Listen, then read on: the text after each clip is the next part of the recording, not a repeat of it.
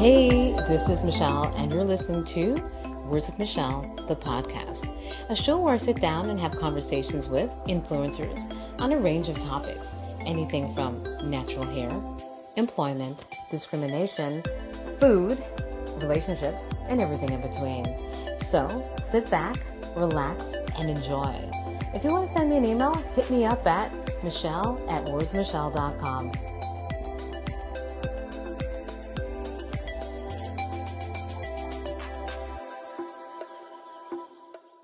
Welcome to Words with Michelle. My name is Esther. I'm the host of the Canadian Businesswomen podcast. I had the pleasure of interviewing Michelle on episode 20 of my show, so make sure to check it out after this episode. Thanks for tuning into the latest episode of Words with Michelle, the podcast. I have recently been told by one of my listeners that they enjoy listening to my check-in episodes. They like to listen to the updates of my personal and professional journey, just to see what I'm up to. So I decided for the latest episode to do another check-in episode and to talk about what life has been like since my surgery. It has been almost 1 year since my fibroid surgery, and I wanted to talk about my life post-surgery. My surgery took place on November 15th, 2023. But before we get into the show, I'd like you to know that this episode was sponsored by my new book, Words with Michelle, Inspirational Conversations with Today's Black Canadian Changemakers. Words with Michelle, Inspirational Conversations with Today's Black Canadian Changemakers delves into the powerful, candid conversations with trailblazers who are reshaping our communities and inspiring change. Each dialogue explores their unique journeys, struggles, and triumphs, offering readers not just inspiration, but actionable insights. This book is a celebration of resilience, creativity, and the rich tapestry of Black Canadian experiences. Whether you're looking to be inspired or seeking guidance on your own path, these stories will resonate deeply and ignite your passion for change. You can purchase a copy on Amazon.ca and Amazon.com. I hope you enjoy. Now back to the show. Prior to the break, I spoke about having surgery that turned out to be life-saving. I know that fibroid surgery is considered routine, but mine was a little different. If you listen to episode 47, you will hear that my fibroids were larger than average size and severely hampered the quality of my life for a long time. I felt nauseous all the time and was constantly asked by anyone that met me if I was pregnant. That's how large my stomach was. So with the removal of my fibroids, I felt amazing, like I was given a new lease on life. On my last checkup with my gynecologist, she told me again that my surgery was complicated and that I needed to thank my family that persuaded me to seek medical attention.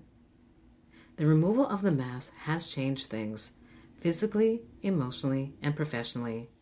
I will detail them all in this episode. So let's jump in. Anyone that hasn't seen me in years will notice that I look different. With the removal of my fibroids, I lost a considerable amount of weight. When I was released from the hospital on November 17th, 2023, I was frail. I was underweight, skinny, and I looked like I needed a big bowl of soup. I was that tiny. Well, that has changed. I slowly put back on the weight, and I feel like a better version of myself. I call myself Michelle 2.0. I'm still smaller than I've ever been, even after putting on 30 pounds, the exact amount that I lost after having surgery. But the one thing I didn't realize or fully comprehend, what would happen to me after surgery. Because of the surgery, it pushed me in the face of menopause earlier than I expected. And to be completely honest, my gynecologist did tell me that, but for some reason, I didn't realize it would happen this quickly. My sister tried to tell me this and also told me what to expect, but honestly, it didn't sink in. Once I started to feel better post-surgery, my body felt great, but it also felt different. Not bad, but it did feel a little different. Moments during the day, my body would feel this wave of heat It didn't last too long, so I didn't really think anything of it. It wasn't intense in the beginning. I felt it, but it didn't disrupt my day. It was like a fleeting feeling of heat, and it only lasted less than 30 seconds, so I didn't pay too much attention to it. But then, after a few weeks, the feeling intensified, and then sometime after that, it was crazy intense. So much so that I had to tell my gynecologist I needed something to suppress the flashes. I was given medication, but between you and me, my flashes still persisted. They usually intensify when I was stressed. So whenever I felt overwhelmed or upset, my flashes made me feel like my body was on fire. Not to sidetrack or anything, but I like talking about menopause. I actually wish women would ask me more about it. I like having this conversation because it opens up the conversation and it allows me to speak about ways we can feel better. I try to bring it up in every conversation that I have just to see if anyone has the same symptoms that I have. Now, getting back to how surgery has changed me physically, which kind of ties into menopause. So, a few things that I deal with due to menopause is joint pain. My wrists are so sensitive and I feel pain every single day. It's something that I'm trying to manage, but I realize I need to give my wrist a rest. I was told by a doctor that I need to limit my time on my devices, but I will be real, I haven't. I'm on my computer 24/7. I plan to modify that in the upcoming weeks. I'm also dealing with brain fog that comes along with menopause. My memory is terrible. If I don't write it down, I won't remember. So now I need to use a couple of calendars, refer to emails and texts, just to stay on top of everything. At first, I thought that being in menopause made me seem old and unattractive and not vibrant. But honestly, I have a burst of energy, and I feel great. So I don't really feel embarrassed, for lack of a better word, about being in menopause. Which leads to how surgery has impacted me emotionally. Because of my surgery, I see how fragile life is. I'm so grateful for life. Be able to open my eyes, be around my loved ones.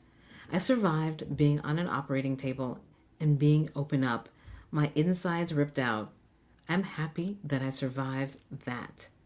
Every morning I dance before I sit down to eat breakfast. It's so automatic now. I don't even have to plan it. I just come downstairs to the kitchen and my body starts moving. I'm just happy to see another day. I didn't realize the difference or the extent that my joyful attitude had, but I guess others noticed. One of my cousins said that he noticed a difference in me. He said that I now seem to walk with purpose, and he could feel my positive energy even though he lives millions of miles away. I guess before surgery, I was at a low point in my life. I didn't like the way I looked because the fibroids were growing inside of me, made my body look a little weird, a little different. And now he notices that I'm happier now. He also told me that when I speak, I have a very positive outlook on life.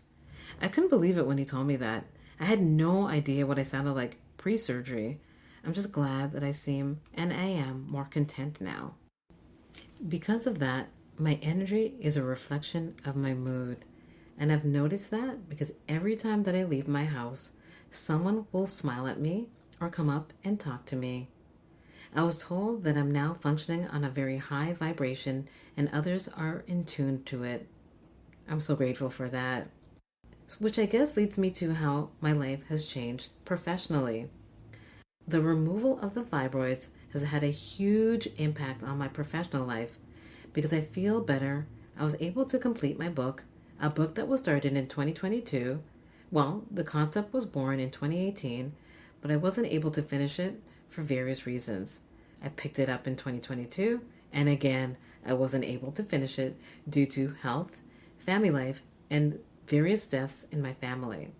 But once my energy increased, I made a pact with myself to jump all in and work on my book. While I worked on my book, I also dedicated time and effort to my podcast, something that I didn't do in the past. I enjoyed my podcast, but it wasn't purposeful. I just produced my show just to produce it.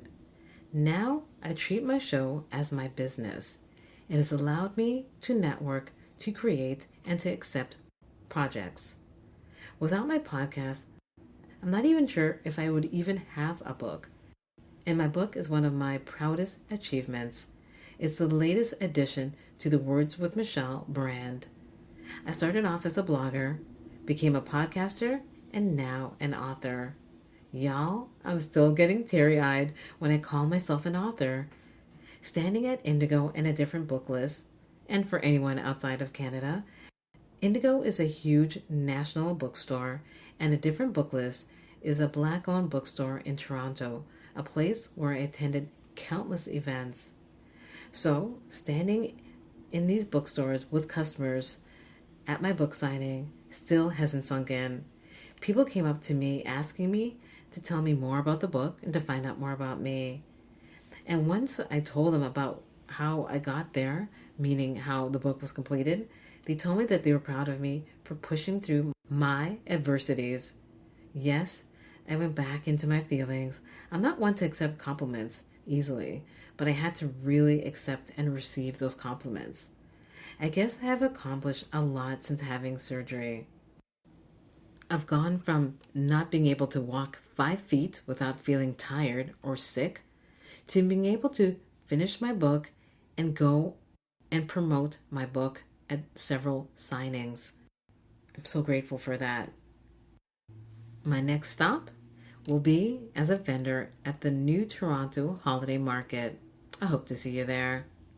I want to just say again a huge thanks for listening to the show and for joining me on my wild journey. If you'd like a copy of my book, you can purchase it on Amazon.ca as well as Amazon.com and on Indigo. Thanks for listening to the show. Bye. Thanks again for listening to the latest episode of Words with Michelle, the podcast. Just a reminder, you can subscribe to the podcast on Spotify and Apple Podcasts. You can also listen to the show on my blog at wordswithmichelle.com. If you have any questions, or if you'd like to provide a comment or feedback, or if you'd like to be a guest on the show, you can email me at michelle@wordswithmichelle.com. You can also email me if you're interested in sponsoring an episode. Thanks again for listening to the show, and until next time, bye.